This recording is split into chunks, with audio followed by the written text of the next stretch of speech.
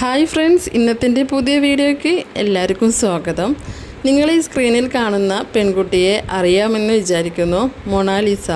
അറിയാത്തവർക്കായിട്ട് ഞാൻ ജസ്റ്റ് ഒന്ന് പറയാം.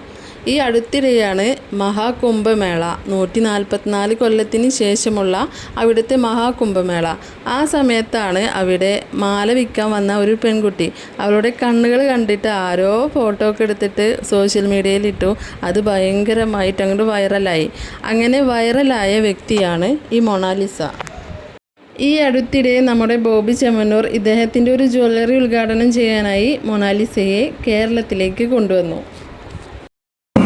എൻ്റെ മരുമകനാണ്, ബിസിനസ്സിലൊക്കെ വളരെ ആക്റ്റീവാണ് ഇപ്പോൾ കാര്യങ്ങളൊക്കെ. സോ ഞാൻ നിങ്ങളെ പരിചയപ്പെടുത്താണ്.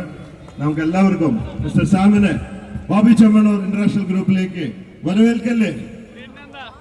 Thank you very much. Thank you so much. Next നമ്മുടെ ചെയർമാന് വേണ്ടി ഡോക്ടർ ബോബി ചെമ്മണ്ണൂരിന് വേണ്ടിയിട്ട് ഒരു സ്പെഷ്യൽ ഗിഫ്റ്റുമായിട്ട് ഒരാൾ ഇവിടെ വന്നിട്ടുണ്ട്. മിസ്റ്റർ ഷമീർ. അതിനുശേഷമാണ് കുറച്ചും കൂടി ആളുകൾ കേരളത്തിൽ ഈ പെൺകുട്ടിയെക്കുറിച്ച് കൂടുതൽ അറിഞ്ഞു തുടങ്ങിയത്. ഇപ്പോഴിതാ ഈ പെൺകുട്ടിയെ ചുറ്റിപ്പറ്റി ഒരു വാർത്ത വന്നിരിക്കുന്നു.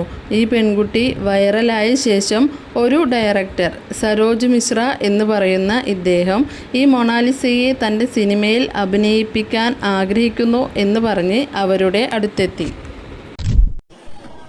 नमस्कार दोस्तों, मैं फिल्म डायरेक्टर सरोज मिश्रा.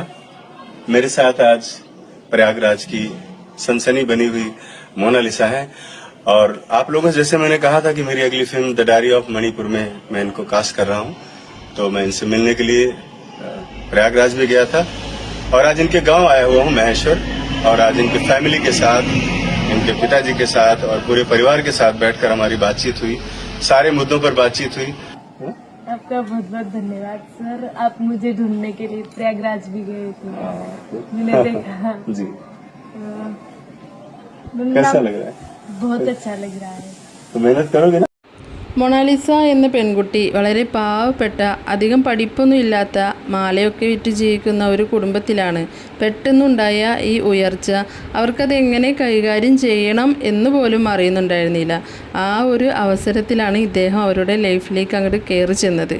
അവരുടെ കാര്യങ്ങൾ ഇദ്ദേഹം അങ്ങ് ഏറ്റെടുത്ത് അങ്ങനെ ഒരുപാട് ഉദ്ഘാടനങ്ങളും കാര്യങ്ങളും ഒക്കെ ഈ മൊണാലിസയ്ക്ക് കിട്ടി. ഈ പെൺകുട്ടി എവിടെ പോയാലും ഇദ്ദേഹം കൂടെ എപ്പോഴും ഉണ്ടാവാറുണ്ട്.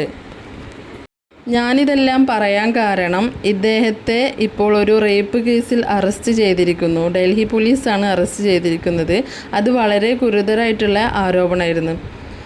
ഇത് സോഷ്യൽ മീഡിയയിൽ വളരെയേറെ ചർച്ചയാവുകയും, കാരണം ഡയറക്ടറെ മൊണാലിസയുടെ പേരിലാണ് അറിയപ്പെടുന്നത്. അതുകൊണ്ട് തന്നെ സോഷ്യൽ മീഡിയയിലൊക്കെ ഇപ്പോൾ വളരെ ചർച്ചാ വിഷയമാണ്. മൊണാലിസയ്ക്ക് ആദ്യമായി ചാൻസ് കൊടുത്ത ഒരാളാണ് ഇദ്ദേഹം.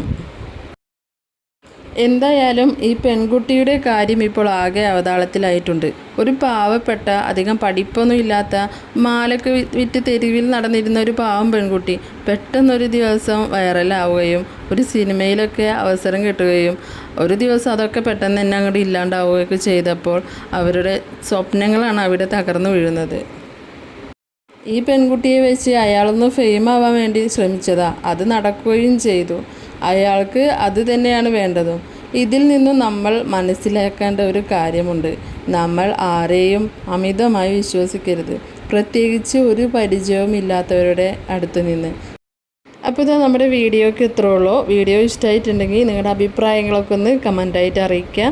അപ്പോൾ നമുക്ക് അടുത്ത വീഡിയോയിൽ കാണാം. Okay, by.